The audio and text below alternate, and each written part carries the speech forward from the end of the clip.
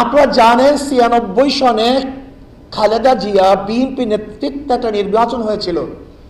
খালেদা জিয়া ঘোষণা দিয়েছিল, কেউ যদি নির্বাচনে অংশগ্রহণ না করে আমি একা নির্বাচন করব। এই প্রথম দল ব্যতীত একক নির্বাচন উপহার কে দিয়েছে? এই বিএনপি, খালেদা জিয়া। কাউকে নেয় নেই, টিকতেও পারে নাই, মাত্র ১৬ দিন ছিল। বাস ৯৬ আন্দোলনের পরে আবার ক্ষমতা আসছে যাকে একবার এদেশের মানুষ বাকশালীর কারণে তাড়িয়ে দিয়েছিল, তার কন্যাকে নিয়ে আসছে। ভেবেছিলাম তওবা তিল্লা পড়ছে, তসবিহ হাতে নিছে, ঘোমটা পড়ছে, হজ করে আসছে, তাহাজ্জুদের কথা বলে, কোরআন শরীফ তেলাওয়াত করে ভেবেছিল মানুষ তওবা করছে। ৯৬-তে বসালাম, কিন্তু ২০০১-এ আর ক্ষমতা আসতে পারেনি। পাশ করার কারণে, ফেল করার কারণে।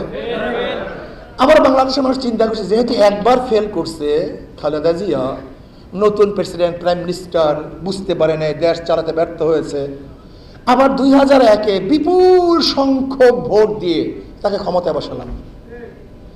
কি যে অবস্থা, মনে আছে কিনা আপনাদের জানা নাই? মনে নাই? দুর্নীতিতে ৫বার চ্যাম্পিয়নশিপ লাভ করছে।